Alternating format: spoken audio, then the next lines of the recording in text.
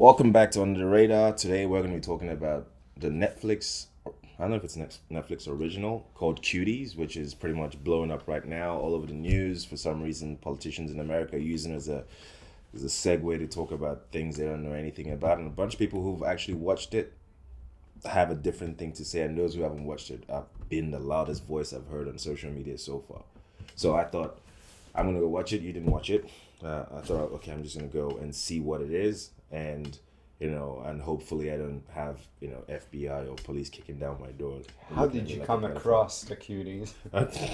Okay, so So firstly, I had the pants down. I had the lube. and I was just like, wow. No, that's not what happened. If you saw our previous video, we're talking about social media being an excessive, crazy beast that just keeps us with information we don't need to know. Anyway, I was using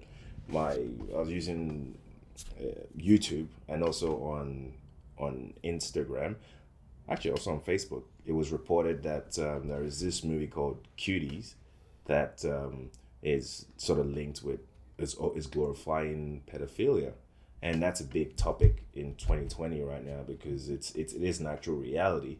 But I was just kind of like, okay, Netflix is also being canceled. They cancel Netflix, which I'm like, I do actually quite like Netflix it's a distribution platform. Mm-hmm. It's not like they sit down there and make movies. Entirely like people make and bring stuff to them and they buy into it. So I just thought, okay, sure, I'm gonna go make an educated, research on this specific thing.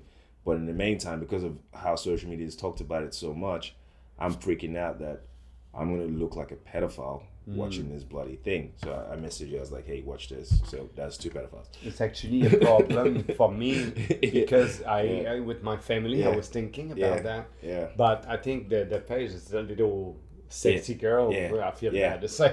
Yeah. It is actually. So, I'm going to put the image somewhere here of what the original poster looks like on Netflix and how provocative that looks, and that's sort of what allowed people to sort of voice their opinion on it. So I've put on the movie. It started right now, and then you see it's like a young black girl. I think she looks like she's probably like Somalian or Ethiopian, but I don't know which country it was set in because I didn't look that far in. But you see this little girl and she's wearing a scarf because she belongs to possibly maybe a Muslim or some kind of religious family. Like most of those third world countries they're quite heavy on religion, right? So she seems that they're talking about how women should be this, should be that, family oriented, that sort of stuff by their grandma, and then she goes to. After listening to her grandma or all this bunch of ladies talk, she goes to the laundry, which is in their building, and then first you see this tights and a girl dancing, right? And she's wearing like a crop top, right? And they don't show you her face, right? So what's scary about that part is if you didn't see the stuff about the pedophilia part of it, you would have just gone in and just gone, okay, I see something sexy happening here. She's got some moves. That's pretty sexy moves, right? And then she turns around, and then you realize that she's 12, right? But at this point, if you hadn't known any of this stuff, you would have probably just been like, "Ooh, that's sexy," and then you would have just been like, "Oh fuck, And then you realize, I'm not allowed to to think that way. Yeah, and it's sort of points a finger at you. That's how the movie is. So now, what people are putting on the news is that it's sort of like a pedophilia type movie, but I don't think so. I don't think it is. It's a movie that points a finger at the reality of what's going on. The only problem is that we don't watch TV to see reality. Even when we watch reality shows, that's not a reality show. It's just curated. Yes. So in this one, they're showing us 12-year-olds. Now I know because I actually had a sister. I still have a sister, and she went through this age where her clothes were never, they were always crop top. Yes. They were always tight. She was listening to this music. She always thought the world's against her, and she wanted to act out. And I couldn't explain it because I'm 5 years older than her, and I'm just like, we argued all the time. She would get out with my mom, and she ran away a fair few times from home at 15. We're just sometimes we're like, where the fuck is she? She was gone for like 3 days. It was so painful for my parents, right? How scary is that? Yeah, I actually want to tell her to watch this movie and like, this is you. That was This is the shit that you were used to do. Yeah, and most people don't have daughters and or sisters, so they can't actually see that this film is exactly what happens in the life of a young woman. And the good thing about this film as well is that they also show you how the progression of how the girl got her first phone, which she stole from her uncle, and started seeing provocative images, and then she posted a picture of her doing. Yes. And then someone liked it, and she was excited. So people spent more The time. dopamine. Yeah, people spent more time bashing this film, but they haven't actually watched it. However, when you watch it, you feel disgusting because they're showing you this provocative image. But I can tell you right now, if we went out to the park or to the beach, those same 12-year-olds be wearing short clothes. We're desensitized to it because we're just like kids, right? But when you're watching it on TV, you feel like you chose to be a pervert watching this kid. So it's not a good feeling. It's not a good feeling. There was a cringy scene where her uncle finds out that she was the one who stole his phone, and he goes, "Give me my phone back." So he grabs the phone off her hands, and from what she's understood, from what she's seen on social media, seduction works on men. So she tried. So she starts taking the jumper off to expose her little boobies, and the uncle's like, "The fuck are you doing?" Pushes her away, and then she quickly grabs the phone and runs into the toilet, takes a picture of herself naked, and posts it on social media. And in that space, because of they don't show you everything that happened, but the suggestion is so there that you feel like shouldn't be watching this. If someone literally just walks into the room while you're watching that, they'll just be like, "Mike, what are you doing?" And you're like, "No, I'm just watching this thing." It's strange because I haven't watched it. Yeah. You talked to me about it. Yeah. And there was the uneasiness about watching it. Yeah. I was trying to find the right timing since you told me to watch it to be prepared for today. I couldn't find the right timing, and I had this uneasiness inside of me that was like, first my family was saying that I watched that on you know what I'm talking about. And second, I was like, oh, it's because like for the podcast with Andrew, I was already thinking about that. Thinking about what, and I knew now without you're feeling watching, like a piece of shit. it's almost like what you were feeling it. Yeah. I knew I was going to feel like that watching that, and that you just confirmed that I was right to feel that way. It's exactly how you'd feel, because there is a scene where she has, there are like probably 3 cringy scenes in this.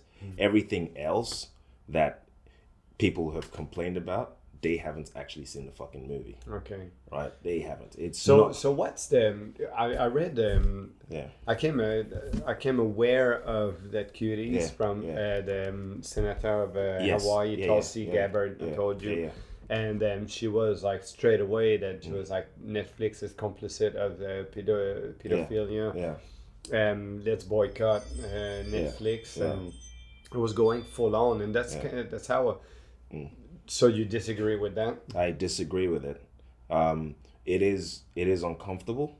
However, I think people who have children should watch it, because I don't know how I'm not a dad, but I know that as a kid, as once a kid, I have like a secret life that I keep to myself, and then the ones my parents see me have. So this filmmaker is showing you the secret life of this young girl, because she's doing the thing where she's looking at the mirror, pouting, getting different styles, trying to get a phone, but she's this awkward little child, doesn't know anything about anything, but she's quickly trying to learn because she saw that other girl with the sexy dance in the laundry room, and she wants to keep up because she's from this oppressed sort of Muslim outcome family. So she was trying to rebel, but she doesn't know how to rebel. She doesn't know how to. She's socially awkward. She doesn't know how to make friends. So she just watched YouTube videos of people twerking. That become the education. Yeah, that was her education. And, you know, because she's from this oppressed family, like you told me, you discuss with your daughter about anything, right? So that's an open forum. Whereas she doesn't have this open forum. Yeah, so she just has to learn on social media in a forceful way, or social media, not YouTube to be exact, in a forceful way. And she just thinks that's how life works because it's just exactly what's in that frame.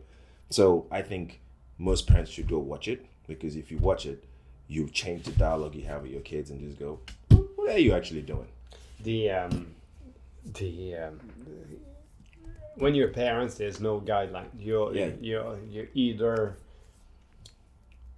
too strict, or not strict enough, and you don't know. You can be either way, and you don't know. You do friend, but maybe you're the parent. The one thing that I try to do is the way I speak to you. I speak to them the same way. I don't speak to them. So because they're people. Jada had a video, and she was trying to be cute and having the moves. And I said, you're not posting that. And then we had a fucking serious discussion. Myself, Jada and Keegan, and I didn't sugarcoat anything. I explained to her that the cops pretend to be someone else, and they get in touch with people on social media, and then they set up some meetings, with adults. They pretend to be kids, and they set up meetings with pedophiles, and then they catch them up in the park at the meeting, and I was explaining there's enough of them to have teams of cops pretending to be young kids. That's how bad to catch up those guys. So it's not once in a while. So I explained it. There's that kind of videos. That's the perfect videos to attract those guys. It's gonna be called Miguel, and you will want to go for a bike ride. You're gonna find out you live there, and you're gonna ask me, Dad, can I go to the park at 2:00? And I will say yes, because I let you go to the park all the time. In some instances, some parents are also pedophiles. They have kids and they use their kids as bait to get the other kids. This is like, I mean, you gotta burn their eyes slowly, with a red knife. See, at least you're having that open conversation with them. Most parents don't. They just tell their kids not to post. And it's interesting because Keegan is a bit older, and Keegan was like, his mind was blown. He was listening to me. I'm giving you the short version, but I went deep and like the real thing. His mind was like, and he goes, Dad, you explain the thing so much better than at school because I don't have to be politically correct. I'm not scared that they're gonna go and complain to their parents that Mike, the fucked up teacher, told me that there's men like that who loves to fiddle with little girls and little boys. So I gave them the raw version, which is necessary. We spoke in the past. A few minutes ago about social media, the what we let them having the phone in their pocket. With this comes a responsibility. If you give it to them, you got to make sure that they understand that the nuclear weapon that they have in the back pocket. It's right in there. Everything there is your life can be accessed through here. And while I'm not a fan of it, I try to mitigate the risk as much as I can and use it as a teaching tool a little bit. But kids like that little girl, and she didn't stand a chance. No, she didn't stand a chance. And I do actually think people should actually watch the movie before they have any opinions about it. I think the most uncomfortable thing about the film is that it tells the truth about how these young girls think. And that's the problem, because we don't want to be told the truth in that way. We just want them to say she posted a naked picture, right? But the guy is showing us a little bit of an angle where she's just with her legs a little spread and makes you feel sick right? When her parents took her to some kind of church, right? And they were praying for her, and she instead took it as a joke, and she starts to twerk on the floor, right? The camera pans around her, right? Pans around to her butt area, and then now I'm just going like. So they're really showing they were going to town. Yeah. So some people have come in defense of the film, kind of like I have, right? But another part to defend is which parents signed off on their 12-year-old being in this film. Yeah, that's because the story is well told, the film is fine. And what is the point, you reckon, of the movie? The point of the movie is that at the end, she realizes that she doesn't. Spoiler alert. Yeah, spoiler. Yeah, she sort of realizes that she doesn't need to do all those things. She just needs to carry on being a kid, right? And then it changes, but there is a character arc. She goes from innocent to knowing too fucking much, and then coming back down. And from the producer perspective, to show so much, to go raw so much. What was the?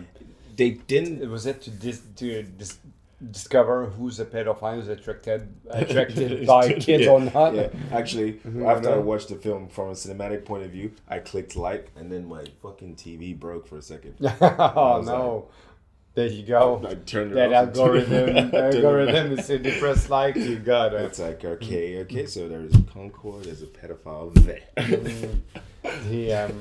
That's what I was thinking.